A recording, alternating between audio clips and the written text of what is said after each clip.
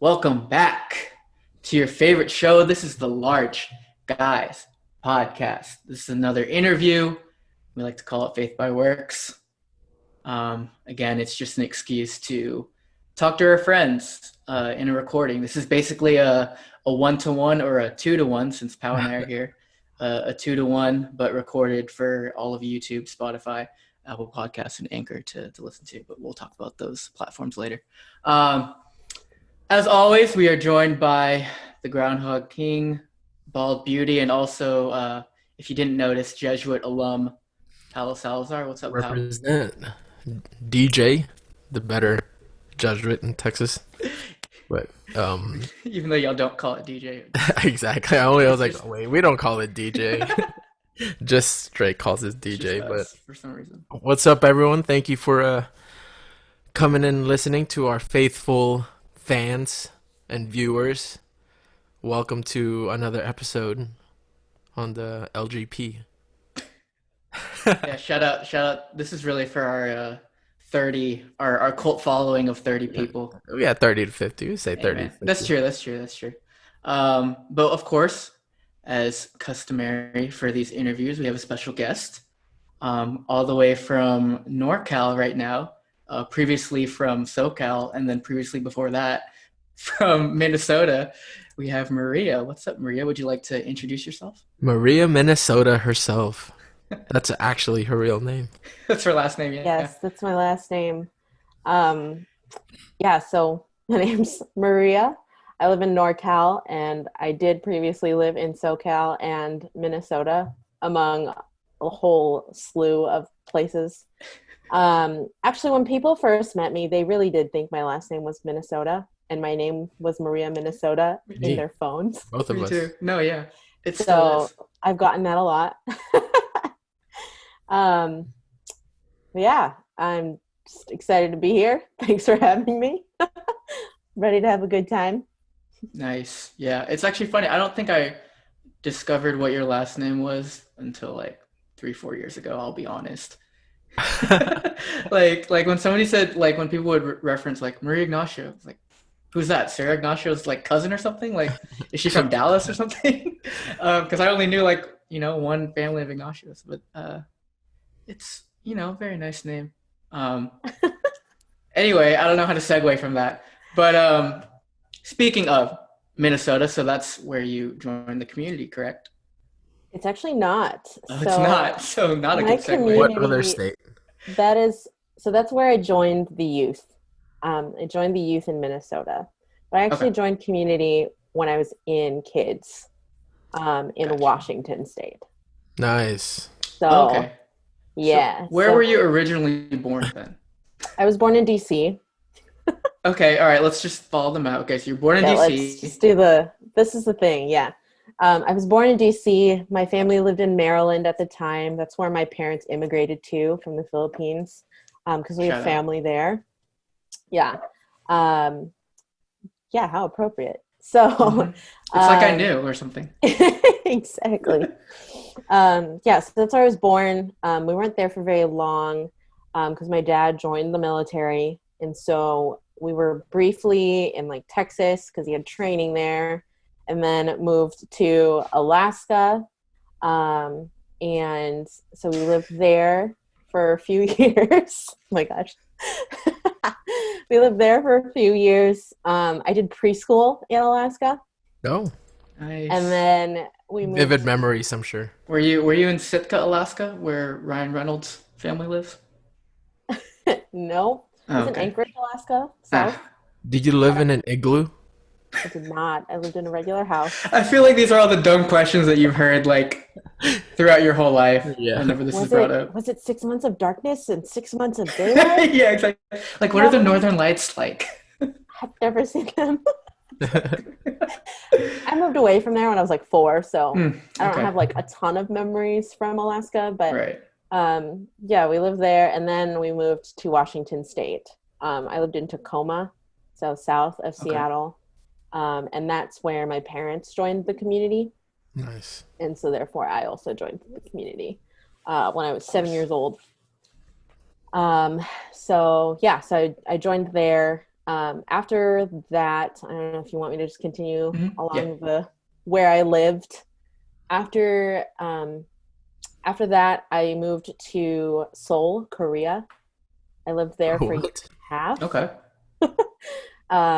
On a military base. I went to an American school. I went to church on the base.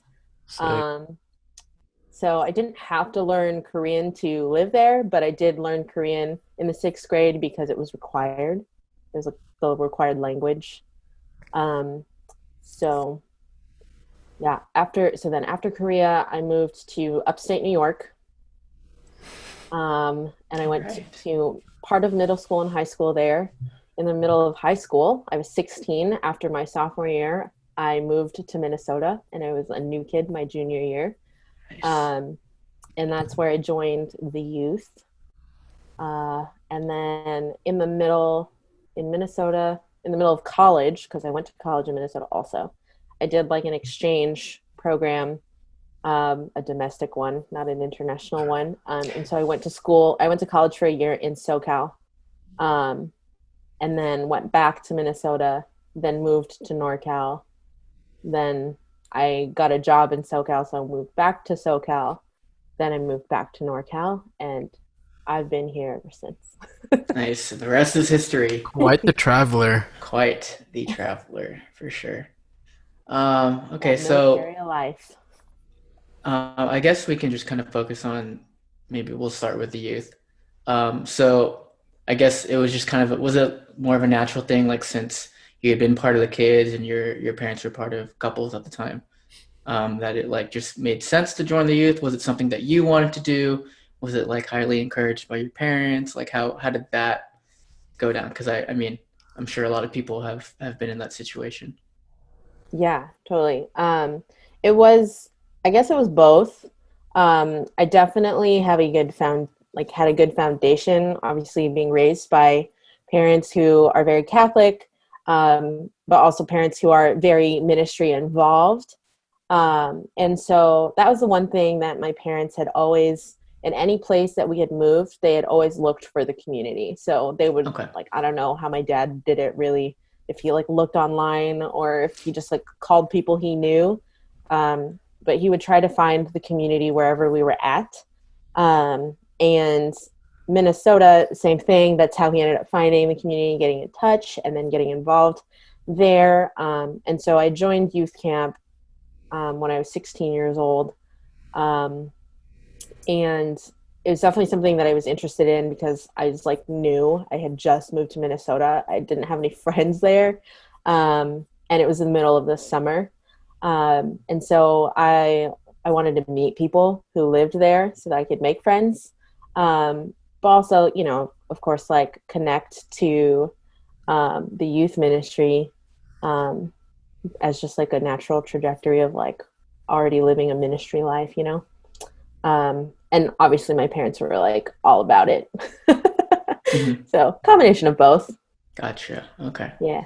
And for those who are listening that may be unfamiliar with terms like community or like what community we're talking about, we're all part of a Catholic lay ministry called the Missionary Families of Christ, formerly known as probably 8 different names in the past, but this is what we are called now, MFC. And so whenever we reference something like the community, it's just easier for us to say. I think probably in part because we've changed our name a few times, especially like within the last decade. It's just a lot easier just to say the community. And then for those who have been part of it at one point or another, we just kind of understand that's what it means. Um, but okay, so was there any MFC or community in Korea when you were there? No, I don't think so. I mean, maybe there was that we just didn't find. Mhm. But at the time, I don't think so. We lived in Seoul, Korea, so I mean, it's like a really poppin' area. So I Sure. imagine if there was, there probably would be one there. Yeah. So we weren't really involved in community then. And then being that I lived in upstate New York and like 5 or 6 hours away from the nearest like chapter of Mm. where the ministry or community was, we weren't involved in ministry then either. So Okay. yeah. Gotcha. Just trying to see if there's. I mean, who I would I have no idea if there is today in Korea, but that'll be cool. Yeah. Um, okay, cool. So, and it's funny that you bring up New York because, again, like I said off air, like I'm really bad with geography. If it's outside Texas, like it's just hard for me to picture, like where certain areas are. And I remember somebody tried explaining to me like the geography of New York and like where each borough was, and then like that didn't make sense. And then there's also upstate New York, and I have no idea how that even like figures in. Um, Yeah. And it's crazy because when you refer to upstate New York, oftentimes it just kind of means like anywhere that's not in New York City.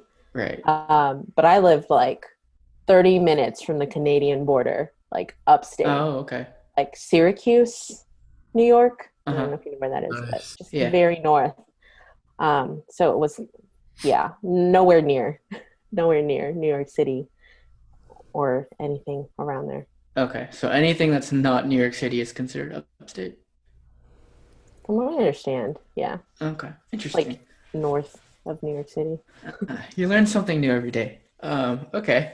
So let's just kind of fast forward. So throughout your time in the youth, you attend conferences, you meet people from other areas, um, and I'm sure, you could name off a long list of people from other areas that you've met. But are there any like unique stories that you have in terms of just being able to meet people outside of Minnesota, either at like I would just assume conference is probably the best way to meet people like that. Do you have any like unique stories about that? Um, Unique stories, probably. Let's see. Let me think about that. Well, so like I think my early experiences in community of like when we would meet people from other places were actually at pre-cons, so pre-conferences when we used to have those. So we, being in Minnesota, formed a lot of relationships with people from Chicago or the suburbs in Illinois, because that was like our partner area. So we would do a lot of like our regional events together. And so like, I don't know, I learned a lot of music ministry songs from them. I learned the different ways of community through them. Like, I don't know, they would come over to Minnesota and they would give us trainings of like, how do you give a talk, or how to serve in music ministry, or this is how creatives work. Like if you're going to do like an opening production for something. So in a lot of ways, like my leadership formation started in Minnesota, but it came on through like greatly through the support of Illinois. And so that's where like my closest relationships at that time was between Minnesota and Illinois. And then when I would go to conferences, through the years, I'd meet different people. But the most significant conference I think for me was probably in 2010. That was like a really big conference. It's the first conference that I served, and it was sort of like an accidental situation, but it was definitely a blessing, and I got to meet a lot of sisters. That, I mean, I've met a couple of them before, but it was, like when you go to a large conference, it's really a lot of like, hi, my name is, oh, nice to meet you. Where are you from? Oh, cool. And then sometimes it kind of just ends there.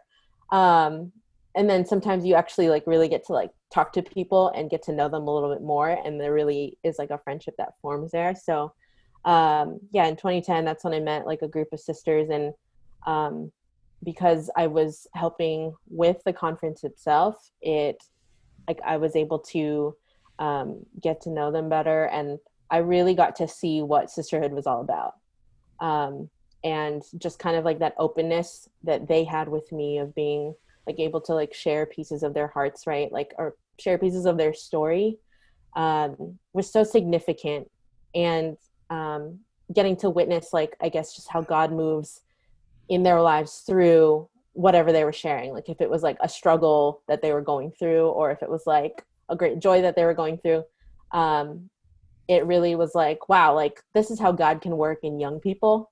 Because I think up until that point, I had only really known like older people who were super gung-ho for Jesus. and like for younger people or like teenagers and whatnot, sometimes it gets a little like they're there, but we're still kind of shy about it. Yeah. And so yeah, that was like my first like real encounter with sisters who were just willing to be like vulnerable and be open and really like witness and testify to God in their lives. And it inspired me. It's like, man, like if God can do those things in their lives, then I can, I can trust God with my own and know that like he's probably going to do maybe not exactly the same thing, but he can work wonders in mine as well. So yeah, Nice. That was my 2010 like conference experience. And one of those sisters is actually still my best friend today. So it's kind of great. Shout out best friends from 2010. That was an 2010. iconic year or conference for like the sisterhood. I think everyone kind of remembers like you guys took a lot of photos, I think.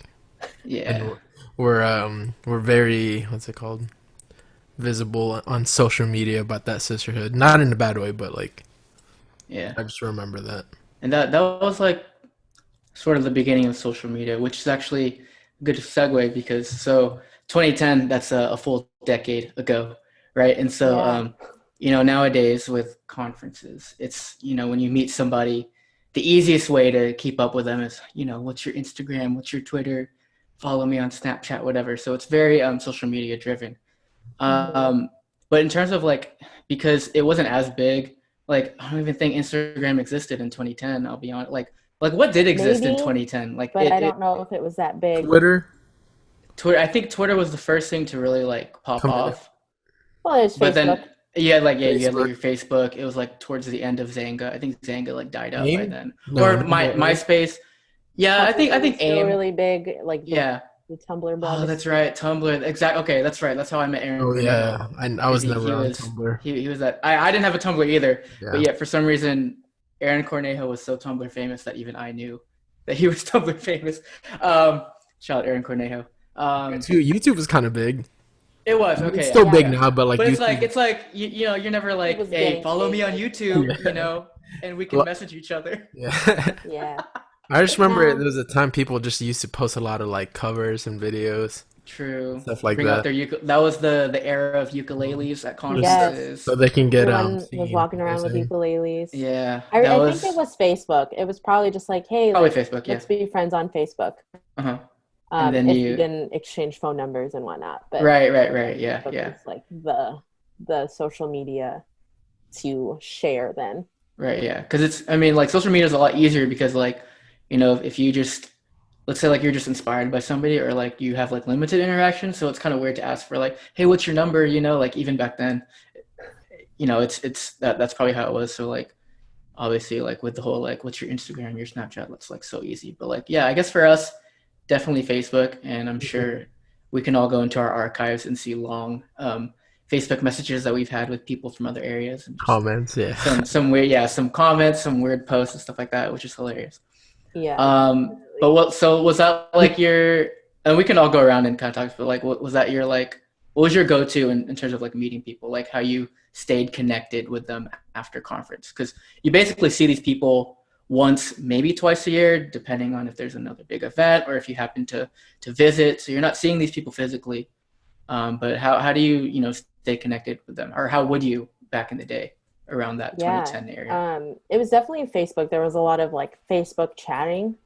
But then when we would come together as like a whole group, like the whole service team or whoever, like different people, we used TalkBox a lot then.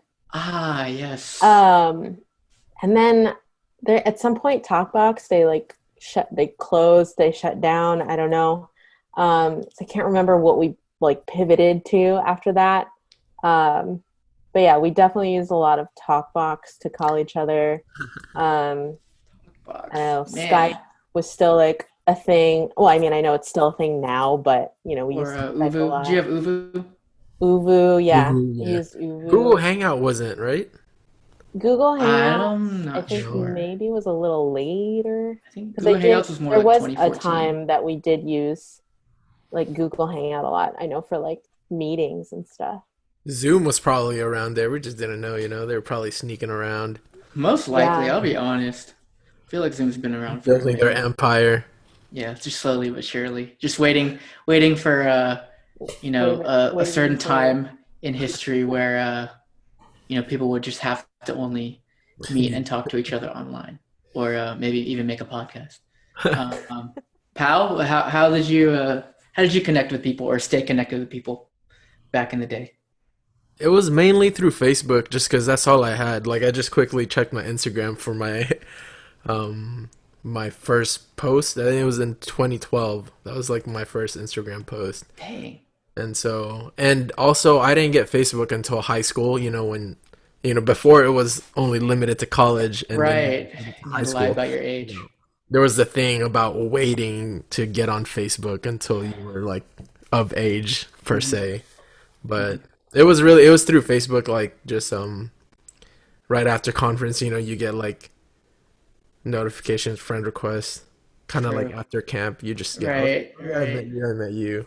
And Exactly. And like sometimes you're kind of just waiting to see like who's gonna request you. yeah, Because I mean, I feel like there are two types of people. You have on one hand the people that like just mass request everybody because they're probably like the more like outgoing, like just very comfortable putting themselves out there, so they're just requesting everybody. And then there's the other people that are just kind of like waiting to see like, all right, who's gonna request me? Is it gonna be like my CC? Is it yeah. gonna be or is it gonna be that guy that I beat out in original song? Or like just one Yeah. whatever.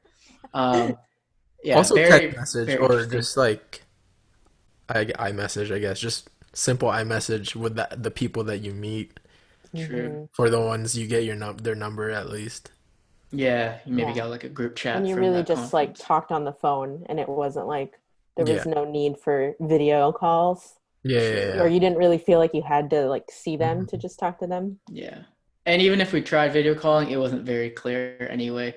It was like some blurry stuff, or like you'd have to have like the best high speed Internet, yeah. connection. That's funny. Yeah. So that's funny because like I don't know if people realize or even know, but like my mom was very like she cracked down hard on me when it came to like social media, and I never understood why. Because like I just always wanted to be like with the crowd and whatnot. But now all these years later, I understand because like social media is fun for me, but it never like became my life to where it was like became like a vice or anything. And I owe that a lot to the fact that like it was never an importance in my life at a young age. So like when I like first time I got Instagram was also like 2012, but I was like probably 2 or 3 years behind. I didn't get a Snapchat till like 2015, I think, and two or three Yeah. years behind. Facebook probably came out in like '07, '06 maybe, and um, I didn't get Facebook until 2014, right before I got to college. And at that point, like when I was in high school, I probably could have made a Facebook, but like it got to the point where like I stopped asking my mom and I just forgot about it. And then like I was like, I'm going to college. It would be nice to just connect with people and keep up to date. So honestly, I don't even know how I kept up with people, even like in until I got Instagram in 2012. Like before that, I couldn't tell you. I think the for me it was probably like AIM. AIM. That's right. That was the only thing I really had. That or Yahoo Messenger. But I feel like Yahoo Messenger was like a not it never really took off the way that AIM did. It was kind of like the little brother. Yeah, I don't know when I stopped definitely. using AIM, but I know it was huge.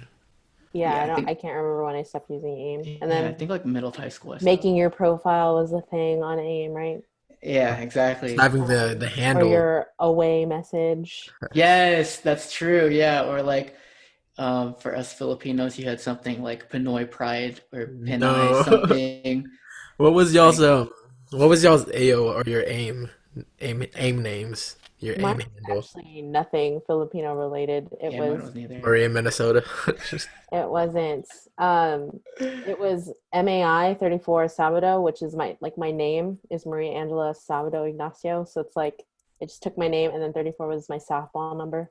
Nice. Yes, the numbers. That's funny. That's funny. Yeah, mine was it was like soccer star _3, and because three. Okay, you know what? Judge me if you want, but I was like 12 years old. So Mine's the most. I had two. My first one was embarrassed. It was like cup noodles 34 or something. It was definitely cup noodles because as a kid I used to love to eat cup noodles, And I guess I talked about it so much, and it's like, oh yeah, just put your aim as cup noodles. But then I realized that was kind of dumb, so I made an even more funnier one, I guess, later on. It was Big Man Hoy. And ladies and gentlemen, the Large And Guys Podcast. there it is, y'all. I guess that's something to do with Filipino because it was like the idea behind it was the Hoy, and I was just a big man, I guess. Man, so creative. I actually just scrolled through and I was like, when did I like make my first Instagram post? And it was in 2010. Um, Nice. and then so then I Sisterhood just brought up? like no, it was Korean barbecue. Hey, I don't think I ate um, Korean barbecue in 2010, if I'm being honest. So I don't know, dang, but and it now made me you're making up for all realize those years. that Maria, Minnesota came because of that conference. Because when people met me, they're like, "Oh, it's Maria, Minnesota," because she's from Minnesota, and so that's why my Instagram handle is still Maria, Minnesota, It because that's what is, everybody yeah. called me don't then. ever change it. Please don't. No, I'm Even like committed. when you get married, regardless, When I it's get gonna married, my be name is still gonna be Maria. Maria, Minnesota. Well, I'm just saying like, it should still be Maria, Minnesota, because some people change Yeah, their when they get it's true. married. But at this point, it's like still got my name, and I haven't lived in Minnesota for a long time, and it's still Maria, Minnesota. So you know, we'll keep it as is.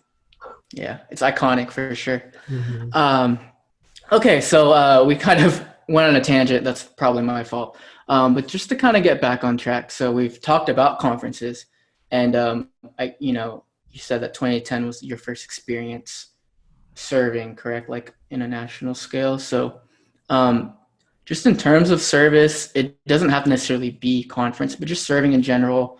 How has that kind of like impacted you? Like I know you're for people who do know you, like we know that you for the most part, have been heavily involved with visuals. Is that something that came from being part of the community? Was that something that you're already interested in that you just kind of were able to cultivate more? Like how did that relationship and that skill like develop throughout time? Yeah. Um, so I think that being part of the community just fostered things that I was already interested in, like in the beginning. I was already really interested in photography and like taking pictures. Definitely like already creative. I loved art when I was in school, and so that passion of mine just kind of translated really well to community life.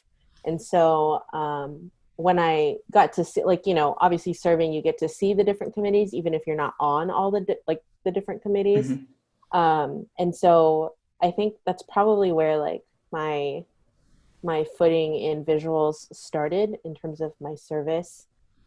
Just being inspired by those who were doing visuals, like shout out to Wendell that year, following your brother around with a door everywhere because they were using the door in a lot of the different videos.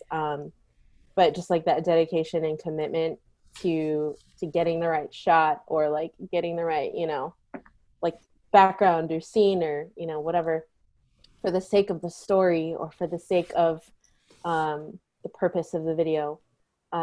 It really inspired me. And so that next year, I was actually called to be on the visuals committee for the couples conference in Chicago. Okay. And so that was like my first time serving nationally as a member of visuals. And so I really, again, got to do like photos and videography at that time. I had a really great team. That's how Robin Twazon and I Shout became really out. good friends, because we served together on the same committee. Um, and so, yeah, like that journey from like photography and videography started there. And then as like over the years, as I continued to serve visuals in different capacities, if it was like local or regional or even national, I think my skill set just continued to grow, because the more time you spend with other people who, I guess, who do the same things that you do, but also who do maybe more, right? Like if they're doing graphic design or whatnot, because you're spending time together, you get to learn kind of naturally, like, whoa, like I didn't know that, this is how you do this, or, whatever. So yeah, like through the years, that's just kind of how my visuals like evolved from just like from photography to learning the videography part, because I wasn't as big on that in the beginning. And then when my role continued to evolve from like I was a member of a visuals committee to, oh, now I'm like heading up a visuals committee, you've got to do like flyers and stuff. And so that's really when I started to delve in more into like Photoshop to do like the graphics and things to like advertise like our events. And so a lot of that was like learning on the go. I would just try to search up like how to, do whatever. Sometimes like you can find that stuff on YouTube, especially now, but in the beginning it wasn't as available, right? But it was more so like, let me ask the sister, hey, how did you do that on, Cat Munda, when she was still Cat Munda? How did you do that? Like, how did you make that, that graphic, or, how did you do that process? And they would just like tell you, because obviously you're just chilling together, preparing and serving. So, yeah, there's just like a way that it just naturally happens. And all of a sudden it's like, you're just a sponge taking up these skills, to learn and grow. And like, the more time you spend in it, you get better. Like maybe you're not the best, but like the more time you're like spending in it, you're just practicing and you get more comfortable, So that's like where kind of how like my visuals journey from the beginning to like now, and how it's kind of transformed. And even now it's crazy, because if I think about my journey in visuals and how it started in photography, and then now I'm doing a lot more of the graphic, like the design side, and less of the photography side. It's just crazy, because it's like, well, that was like the first thing. That was like my first love, so to speak, right? That brought me in. So yeah, it's been quite a journey from there to here. Yeah, But it's been for a good sure. one. Yeah, for sure. And it's interesting that you bring that up, like people like Wendell or Kat Garcia, artist formerly known as Cat Munda. And like, I mean, I'm sure you could list off a bunch of people, but it's like, especially with just this, certain things that you're like skilled in or passionate about. It's what's so great about like being in the community and being able to serve anywhere from the local level all the way up to the national level. Like you do get to surround yourself with people that are either just as skilled or more skilled that you get to learn from. And like, I'm sure Pao, you can attest to that too with like Musicman. And I definitely felt that when it came to like, cause I used to really love dance. I don't dance anymore, but I used to love dance and productions and creatives. And like, there are people that I looked up to that were, that I either competed against at conferences or like served with and stuff like that. And so, yeah, it's just great how like it just becomes, it's a community on like so many different levels. It's not just, because we're friends and we're in the same community and we have the same faith, but it's like, it's our interests, it's, and it's not just like where you're from, but it's other areas too. So it's like, there's so much connection.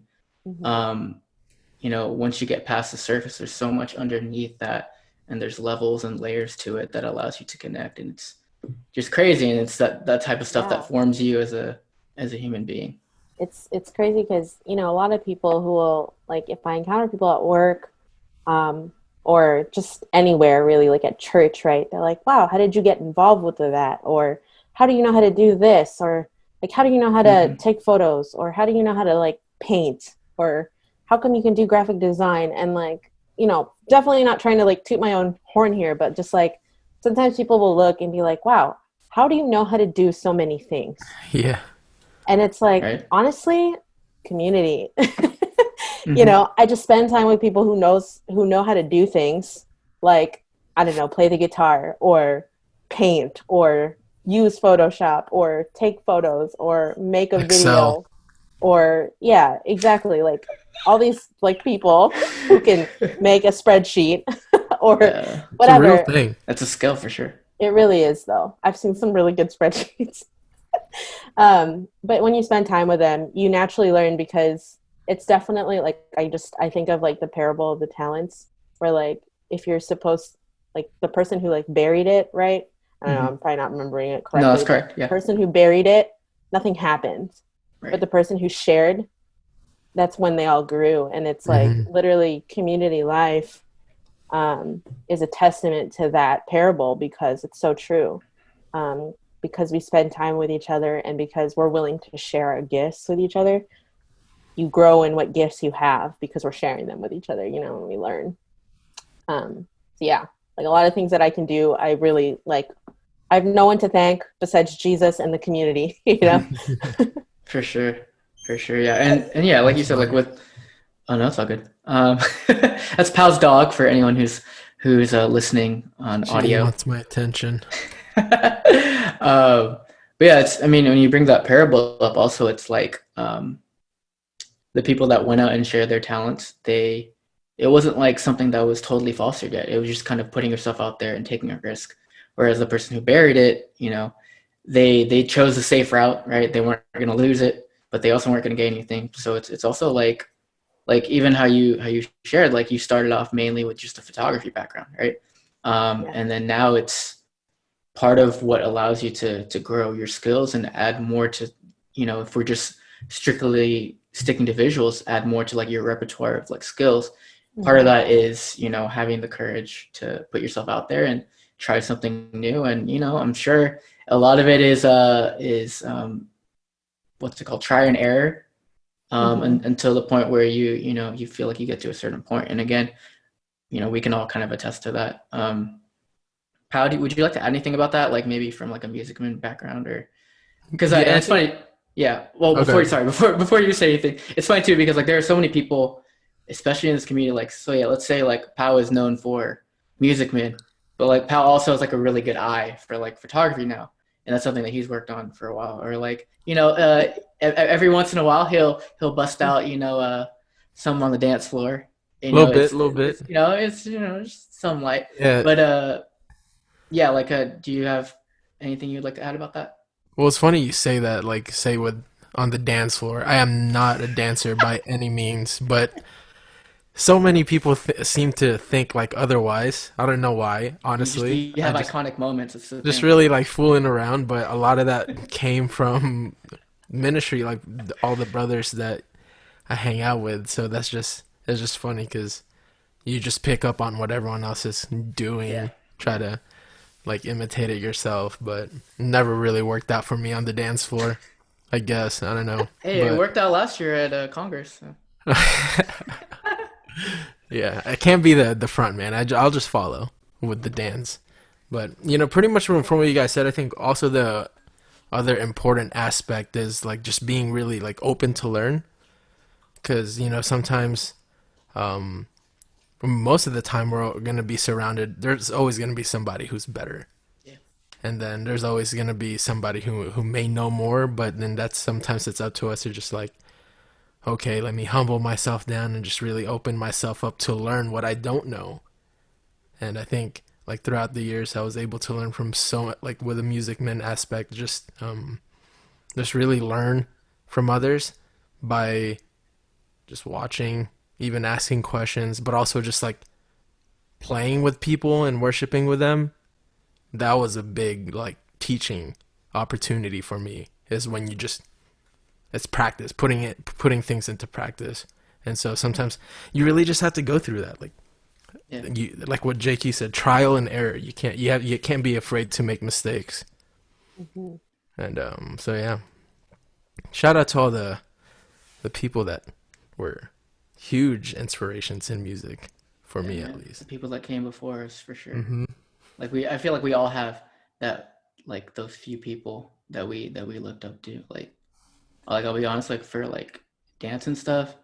It's so funny. I was watching Step Up 3 like videos, and then I remember that John Jay was in, like, he was like an extra in one of the scenes. Right. And like people like John Jay and Anthony Sachs, they were like, you know, like they like were the East Coast, you know, like especially like that 2010, 09, 2010 like time, like they, you know, they were those people. Like, so I looked up to them a lot. Even like people that I was dancing with, like Nelson, you know, I competed against like Clint, and Nini and them. Like there's just a bunch of people that like, you know, regardless of like they're specific to whatever skill set they have. Like everybody has like those few people that they look up to, and it's like, you know, it's also good to like, you know, if you want to become just as good as these people or just learn from them, you got to surround yourself with those types of people. And, you know, sometimes it's kind of hard because it's like, I think there's a perception of people that are like, you know, really good at, you know, so-and-so, like at whatever skill it is. And like people are like, oh, this person's famous because they know they're good at this in the community. And it's like, sure, like I'm sure like, you know, there are a bunch of people, like even the people I listed off or people you guys have listed off that, you know, get that recognition. But like, I think even those people, you know, when you talk to them, right? Like if you talk to somebody like Wendell, you know, he's very humble and he's a student of the game type. So you gotta be that too. Like, you know, now like we had to be like that, and just regardless of what age you are, like if you want to learn, you gotta like really put yourself out there and not just see these people as like celebrities or like really good at this, but also like see it as people you can learn from and try to emulate as well. Yeah. So moving on, so you served a lot, right? And I would assume that your extensive background in serving big events is kind of what led you to want to become a missionary, right? And so and you've technically been a missionary for a long, long, long time, up until now, even present day. But when you first became a missionary, which was, I know we talked about this, but it was starting in SoCal. Yeah, I became a mission volunteer or a missionary for MFC.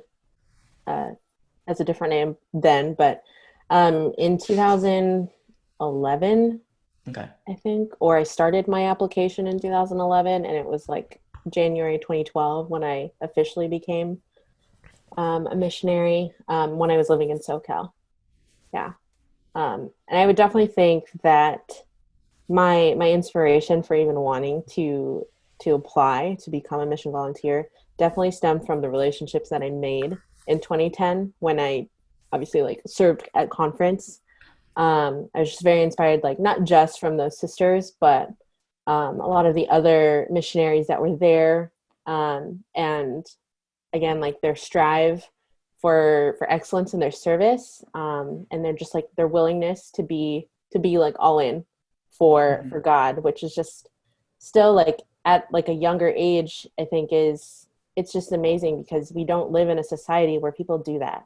And so that was really inspiring to me that they were willing to be out and open about their belief in God and loving God and being so joyful about that, that it motivated them to serve. And so it's like, I want to be like that too.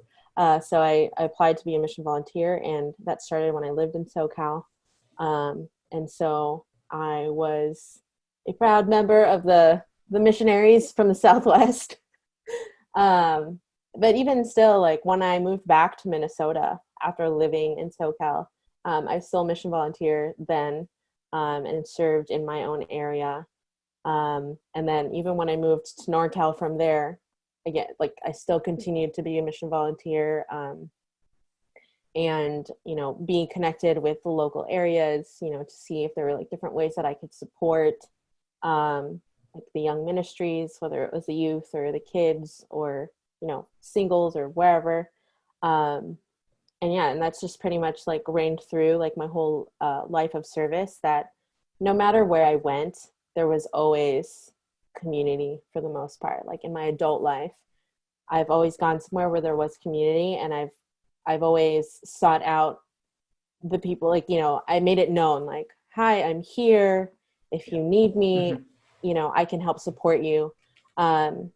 Because I wanted to be of service, and I wanted to be like helpful, but also recognized that sometimes people don't, if they don't know that you're there, or if they don't, like if they don't know that you're there, or if they don't know you, then they might not ask you. And so that relational aspect of ministry is just, especially within my own service, is just so clear of like, you can be really successful when you serve, if you know the people that you are serving, or if you know the people that you are serving under.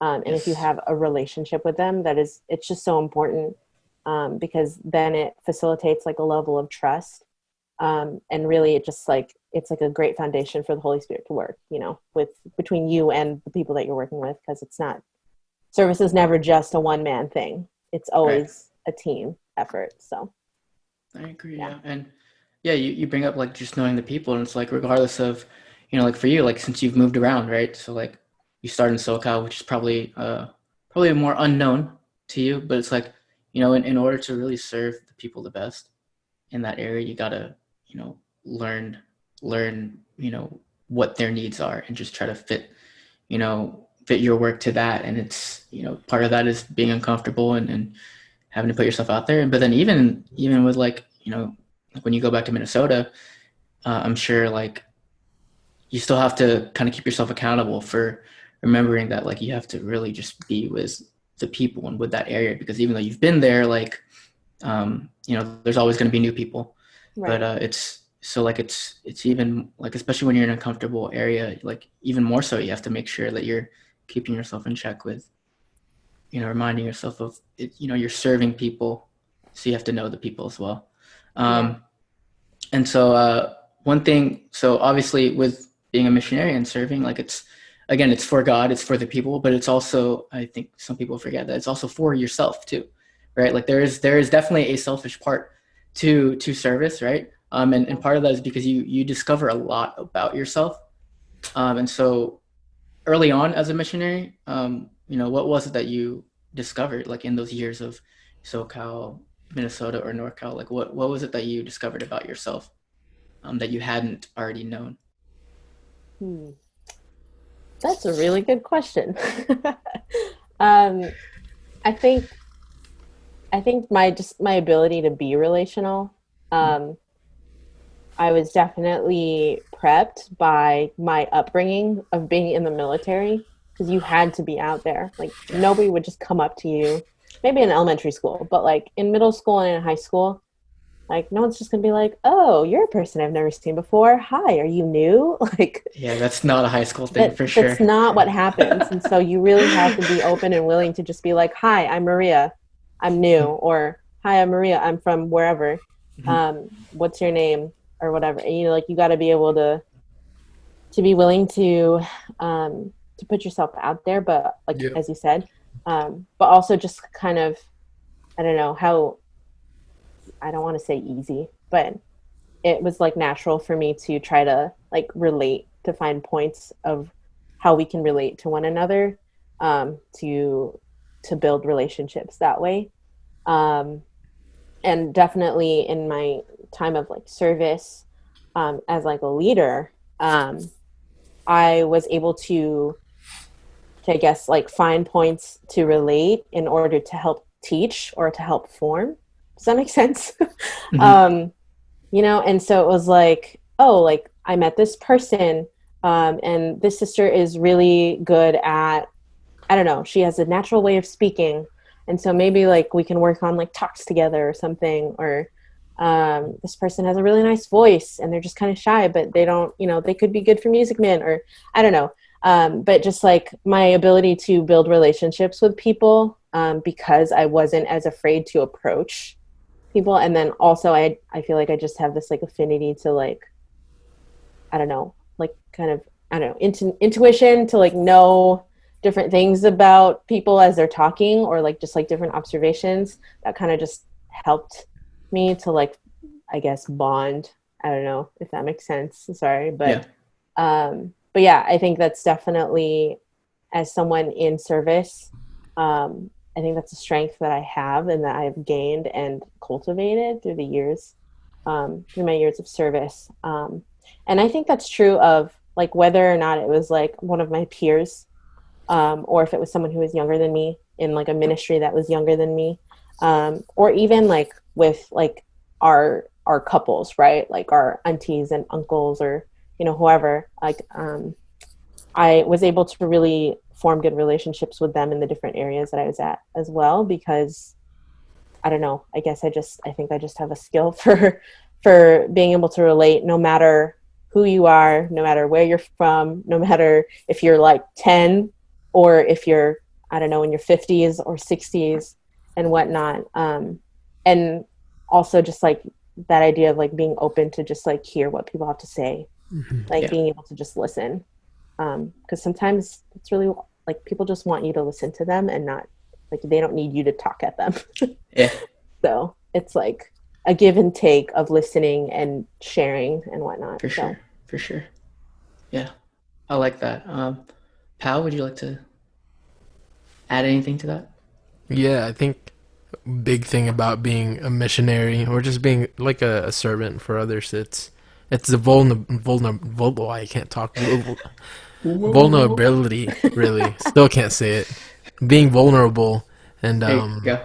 and it's something that I learned. I had to learn. I'm still, and I still learn from day to day, and like because I think one of the most important thing for me as being a servant is to be able to relate and to have a really strong foundation in relationship with people, without any like ulterior motive of really trying to get them to go to meetings or whatever, this and yeah. that, like Yeah. really just to get to know somebody. And that was kind of really something that was emphasized for me when I became a mission volunteer, is just to really focus on building relationships. And in doing so, like, you have to be vulnerable and to do that.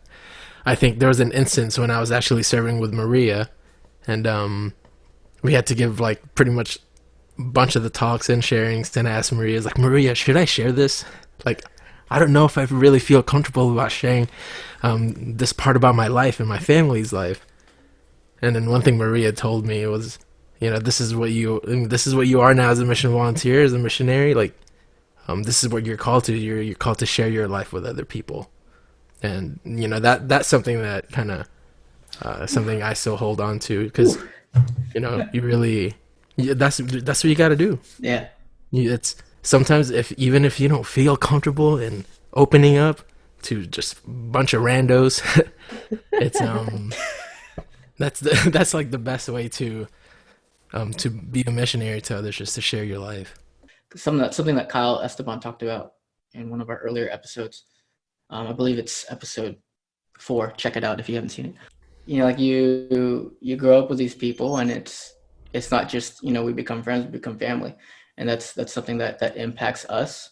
And it's I believe that, like, in terms of just development as a human being, like you do need lots of interaction, especially at a young age, because it'll translate when you get older. And so yeah, that's great to hear from all of you. And yeah, relational, that's the number one thing. So before we move on, right, because we're gonna kind of fast forward more to present day. Before we move on, we're gonna play a little game that we like to do with all of our guests. It's called rapid fire questions. So literally just gonna throw you some of the most random questions that usually don't come up if you're a normal human being, but since I'm kind of weird, I just think of random questions. So we're just gonna throw some random questions your way and just see what happens. So what I'm gonna do is make sure I have a timer ready. We're gonna put 45 seconds on the clock. I'm just gonna ask you questions. Just try to answer to the best of your ability, and yeah, we'll see what happens. All right, so here we go. 45 seconds are on the clock on my phone. Oops. All right, so here we go. So even though you've traveled a lot, this is going to be a very interesting question for you, but name a city you'd like to travel to that you've never visited. I really want to go to any city in Italy. Sorry, that's not a specific city. Hey, good enough for me. Who's your favorite saint? Oh, my favorite saint is Saint Francis. Nice. If there was a movie about your life, who would you choose to play you in that movie? It's one of my favorite questions. Mandy Moore. Okay, sick. What's your favorite part about being in community? The friendship to family aspect. Nice. And the last question is, are you subscribed to the Large Guys podcast? I am, actually. Nice. Which platform are we talking? Spotify. Okay, see, there you go. Spotify link. Nice. Although I share my Spotify account, because it's not, I share a Spotify account with Gian, so it's actually Gian who's subscribed to you, but it's me who's all the same. Not Gian. No, it's Gian. I know he listens to us. He supports us. He's part of our cult following of 30 to 50 people. Um, that's funny. I think also I need to kind of just change up these questions because some of them are like hard critical thinking questions. Yeah, they get hard. They Kind get of, hard it's per interview. yeah, it's kind of anti-rapid. But yeah, anyway, thank you for still know these things. But thank you for playing that game. It was a lot of fun. Good way to kind of break up the interview too. Add something a little fun, interactive.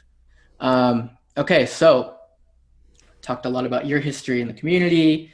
Talked about your history with visuals, being a missionary. And what's really cool is that what you're doing present day kind of takes all of that and just kind of puts it all together. And it forms the current job that you have. And technically, you're still a full-time missionary with a pro-life group, nonprofit, correct? Nonprofit, yeah. Nonprofit pro-life group called WeDignify, which is based out of the Midwest. Would you like to just explain generally, like let's say, because since you've given me the speech before, but I know you travel around just trying to find donors. So if you had to explain this, just give us like your elevator pitch so that everyone else, our viewers, our loyal viewers, can also learn more about what you do. You got it. All right. So WeDignify is a nonprofit pro-life organization. Feel like I'm at work. It's a nonprofit pro-life organization, and we mentor students to be pro-life leaders on campus, but also for their future communities. Because obviously, like college students are not going to stay college students forever. And when we form them in skill and virtue and pro-life knowledge, so that these three things working together make them strong leaders on campus. And then also in their future communities. And it's great. This is like the greatest time. Probably like ask me this because I'm in like the middle part of where I'm writing about, I do the communications. So I'm writing about our students who are graduating and they're getting ready. Like they're talking to me about, their experiences with WeDignify, whether they've been there the whole time that they were in college or if they were there for just like the last couple years. And just this idea that like they're going to go into the world, not that they haven't been in the world this whole time, but like they're going to go into wherever they're going to be working, or if they're going on to grad school, whatever, and they're going to be taking their formation with them. And it's really exciting to hear those things and to hear the impact that WeDignify has made on their formation and their just like who they are as a person and who they are as a pro-life person.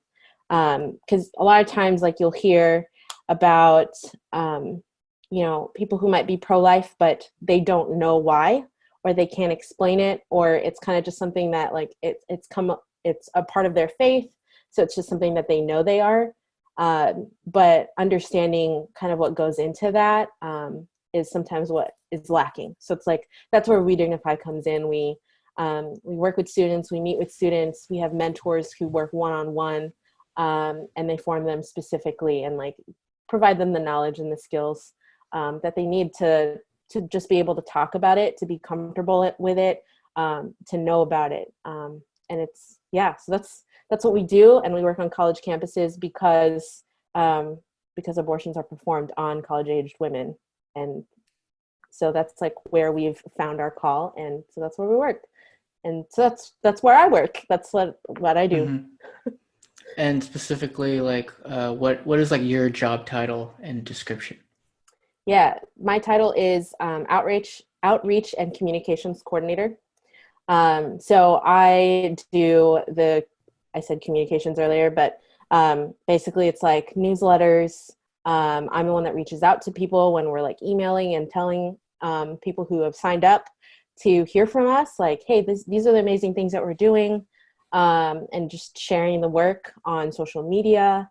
But also as a part of that, I work with the March Life Chicago, which WeDignify is an owner of essentially now. And that's really exciting. That's actually a new thing for this year. Is WeDignify was a member of the board for the March Life Chicago, and now we are in charge. So for me specifically, I work with the volunteers. So I head the volunteer team. So the people who are going to be help putting it on, who are going to be at registration greeting you when you come in, or who are going to make sure that all of the exhibitors are good, or, you know, just like all the people who run the day. That's me. I help to bring them together, to provide clarity of what needs to be done, what's going to be done, and just kind of to inspire and motivate. So they understand, like, not just like, okay, this is our to-do list, but also like, this is why we're doing it and this is why it's important.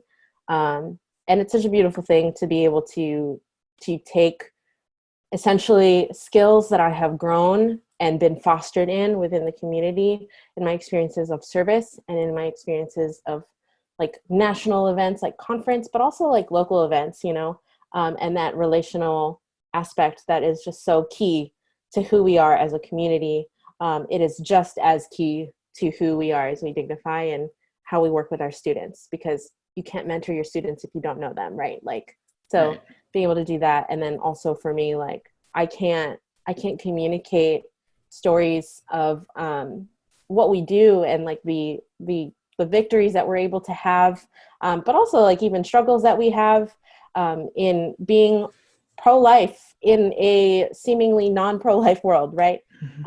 With people who I email or communicate with, our supporters, because we are pretty much 100% donor funded, you know, like people are involved with WeDignify and support us because they believe in our mission, in the pro-life message, but also just like celebrating life with joy. And that's what WeDignify is all about. Yes, we mourn the tragedy of abortion, but our focus is like, because of the tragedy of abortion, we celebrate life and want to, like, you know, really build the culture of life around the joy that life brings. And that's why we shouldn't, you know, end life. So yeah, that's us. Nice.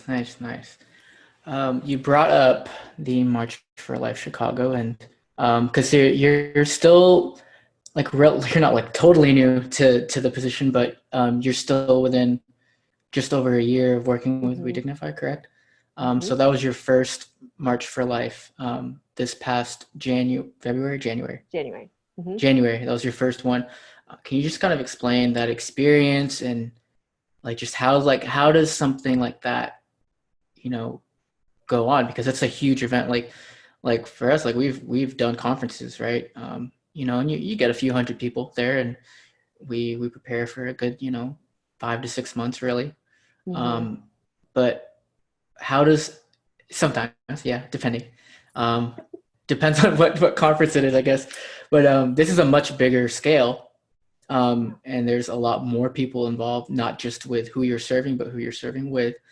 So how did that whole experience, especially being very new to it, how did that go down, and what was kind of like the product of everything? Yeah. It was definitely, especially being that it was my first year. I'd never gone to March for Life Chicago before. I have been to Walk for Life here in San Francisco. But it was definitely lots of growing pains, lots of learning, lots of asking questions, but also a lot of trust in the people that I work with, like trust in my coworkers, trust in my boss, and trust in God. Honestly, it's like trust that God had prepared me up until this point to take on this challenge.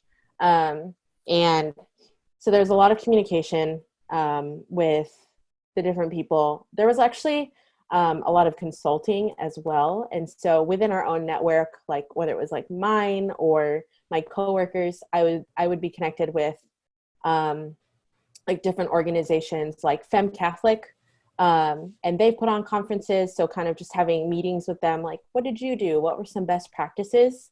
And that's a great thing. It's like, I'm not a student, and but that mentorship is just, it's so central to like who we are, even in our dynamic as staff, that we always seek to be better.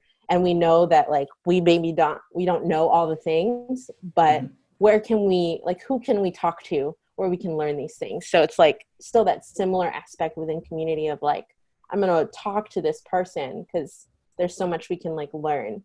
And so with the preparation, it was a lot of like consulting. So then we would understand like different like best practices for like a large scale event, such as the March Life Chicago.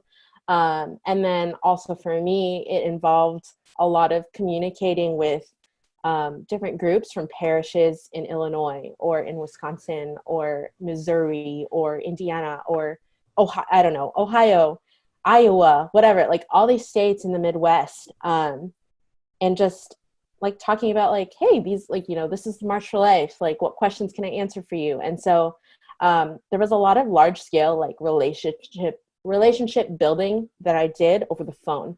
And it was very, It's hard. it's different from community because like you're not coming together in a meeting. Like we're not meeting up for a conference. We're not going to go and get a cup of coffee because I live in California, you know. But even still, just my whole experience with March Life Chicago and the fact that like our goal for the March Life Chicago, because we added a convention component, right? So that is just like an exhibition hall, different pro-life groups coming together, you know, to essentially table, but also just share their approach to the movement, right?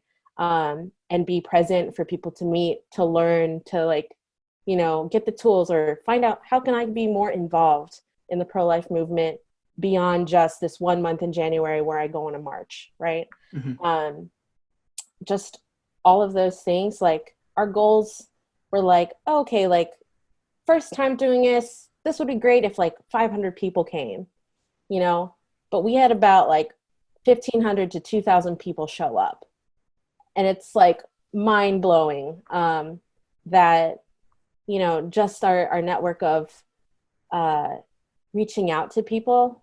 And that's the thing. It wasn't like we didn't do like mass mailing where there's nothing wrong with mass mailing, not trying to diss that, you know, but like there's a difference when you put a personal factor into it. There's a difference when they hear your voice, they know who you are, they see your face if you're on a video call. And it's more than just like, hey, we're having an event, come on over because we need the numbers. You know, it's like, hey, we're having this thing and it's a great opportunity and we would love for you to be a part of it because we know that this is important to you, you know? So again, like always like people focused on who we're doing this for and why we're doing this, right? And so, yeah, and then even for the march, there's like a board that works on that so that, you know, it wasn't like I wasn't calling people to like speak necessarily, right? But it's all like a group effort. So there are people on the team who coordinated speakers and whatnot. And throughout the years, like the March for Life Chicago has just grown little by little. And then a lot by a lot, right? Last year, I believe there was about like 5,000. And this year we had about 9,000. So it's awesome. It was a really cool experience, especially being that it was the first time. And we made it like an all-day celebration of life. Like there's a youth rally in the morning, teens came, and we had the march, and then we had the convention, obviously, where there were like over 40 organizations from not just the Midwest, but from all over. And just like seeing all the people in that room, just like be joyful about what it, you know, like what it means to be pro-life. And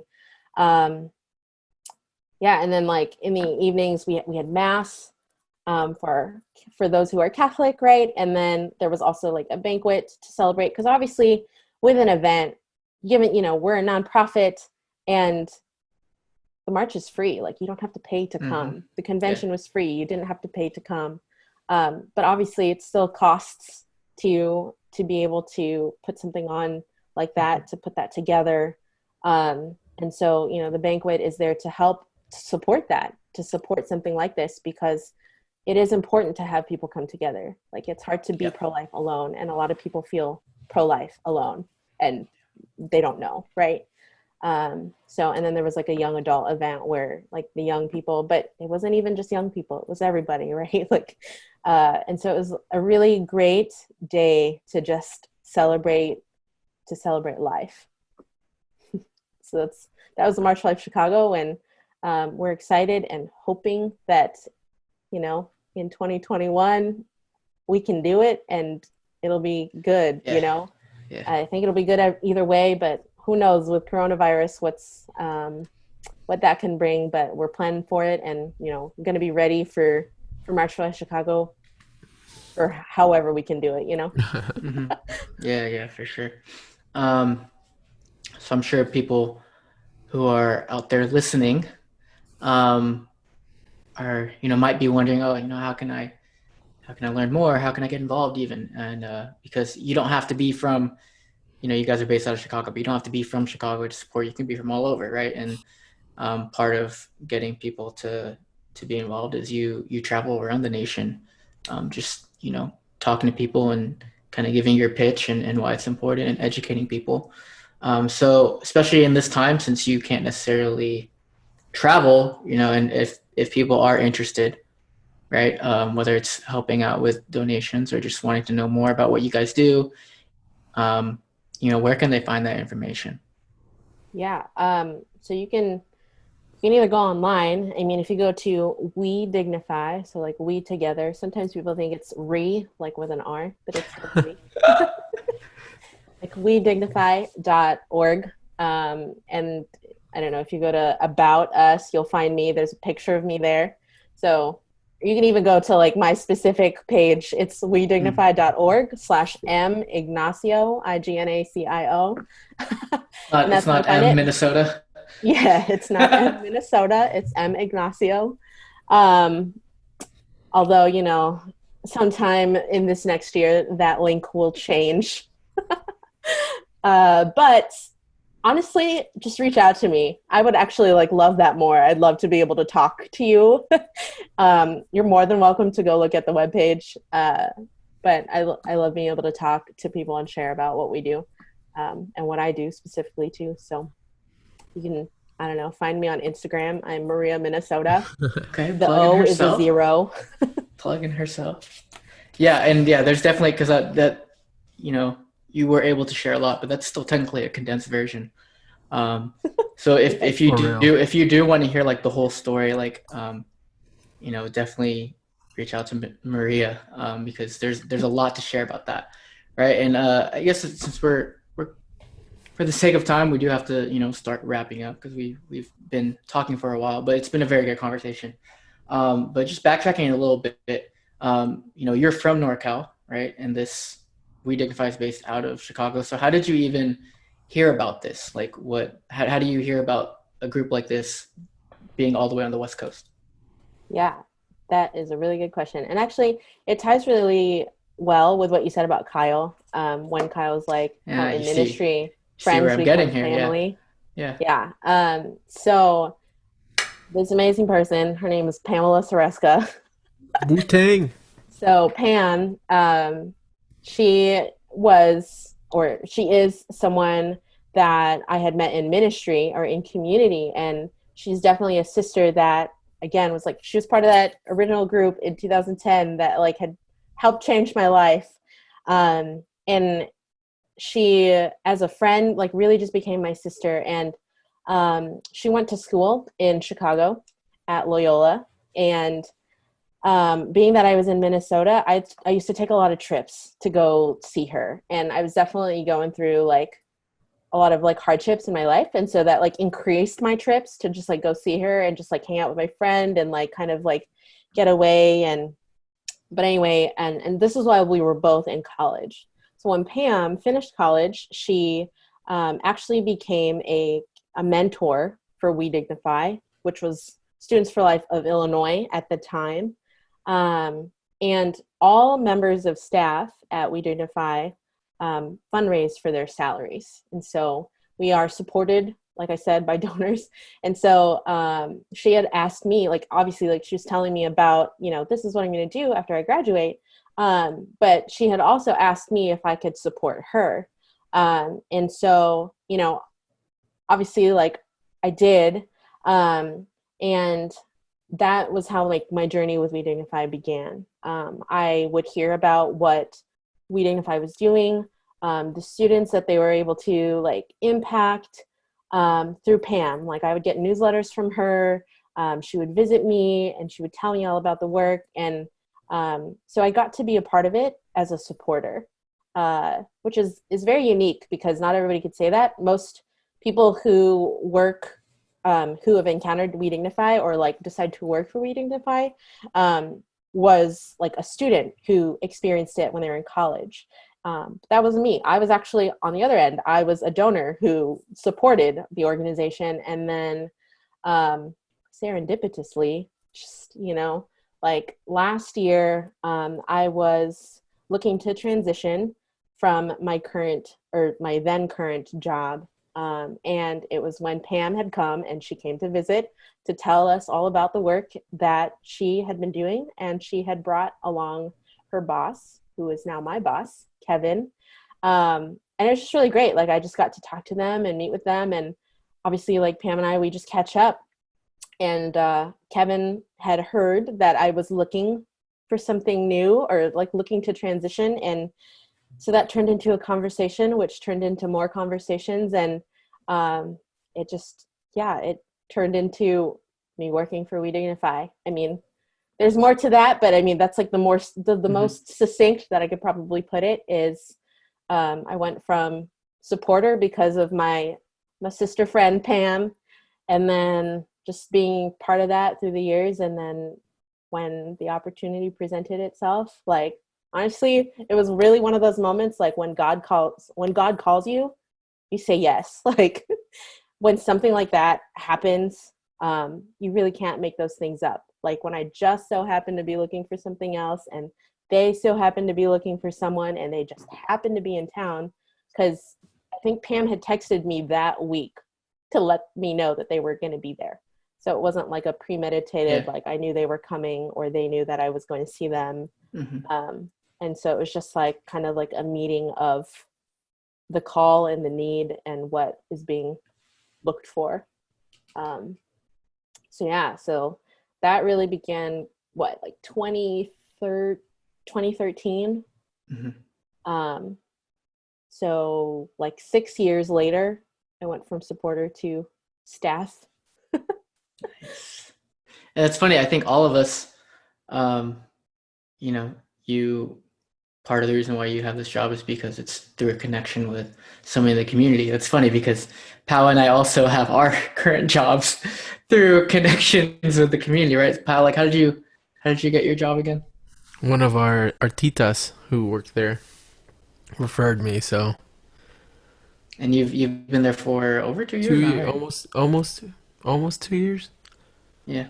this summer. Nice. So yeah, Yeah, and and same. even the job I had prior to that, when I was working in the Right. hospital, was because of Adrian, Yeah. someone who I grew up with in the community. So Yeah, it's probably crazy. my next job, wherever it is. Probably going, maybe it'll be WeDignify. Who knows? Like, but yeah, same. And like, I have my job because one of my brother's friends, who I was friends with too, Paul Basco, but he went to school with my brother and was in campus space and singles, and hit my brother up, and then my brother told me, and then I was able to get an interview, and now I have my job because of a connection in the community. So crazy, right? It all comes full circle.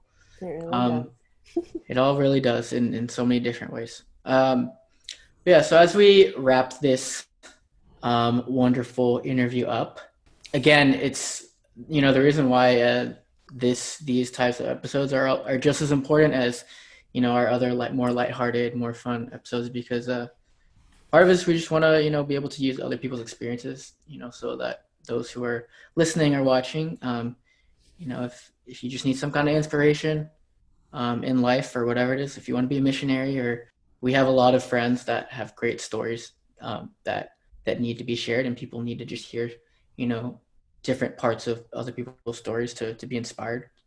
And so thank you, Maria, for being part of this. Also, thank you, Pal, for being here with us as well. Before we close, do you guys have any last words that you'd just like to share with our viewers? I'll go ahead. I'll let Maria share her last words last, I guess. But no, thank you guys for joining and and listening, and just being with us, and just giving us this opportunity is to just share stories with one another. And thanks, Maria, for joining us. I'm glad that I was able to make this one. And so thank you for sharing your story and continuing to do what you're doing for the world. Thanks. Just thanks for having me. Thanks for having me on this podcast and letting me share my life, and just, yeah, to be able to like witness to the goodness. Um, and yeah, I mean, I don't know if people want to connect with me, just find me on social media, or I don't know. You can email me too if you want. But yeah, I love being able to share. Like I said, that relational aspect of ministry is my favorite. And so, yeah, if I can connect, then awesome. Nice. Yes, again, thank you for being here. It's been a very good. We're definitely over an hour, but it's been a very good conversation. And glad that we. I mean, I've had a chance to hear a lot of your story, but there are even some things that I got to learn tonight. So it's just great to also just learn from people and learn more about people, and it's great. So I hope those who are watching have learned a lot from your story, regardless of if it's a community story or missionary work or visuals or the work you're doing now with WeDignify. I hope that people are able to get something out of this, and I'm sure they will. So yeah, that'll conclude another episode of the Large Guys podcast, Faith by Works specifically. Again, thank you guys for tuning in, being part of this. Just want to give a quick shout out and a quick plug. Somewhere in the bottom right of your screen is our logo, and that was created by a wonderful sister of ours from Houston, Oh My. We'll have a link to her Redbubble because she has a little sticker business. She is really good with design. So if you want to check out more of her designs, they're probably way cooler than our logo, to be honest, because she has a lot of really good work. You can check out her Redbubble, or if you just want to see her Instagram stuff, I'll drop links for her personal and for her photography one, or her design one. And also, again, if you are recurring or if you're new, let's say you're a friend of Maria, you're here just by association to Maria, and you're very new to this. If you liked what you heard, we have other interviews like this. We have other good content. If you're looking for something a little bit more fun, a little bit more pop culture, sports, some movies, or food, or just random stuff that people usually don't care about, but we do. Check out our other episodes. So like this video and subscribe to us to watch some of our old stuff, or just so you can get notifications for our new stuff. Also, if you don't like watching potato quality Zoom videos and you're just down to listen to us on audio, we're available on Spotify. Decent quality audio. Decent quality audio, depending on whether or not Kyle is this close to the mic or this close, or if he finds the perfect medium. We're available on Spotify, Apple Podcasts, and Anchor, so basically anywhere. But again, thank you guys for watching. We ask that you continue to support us on any of those platforms, and until next time, Peace. God bless. peace out, y'all.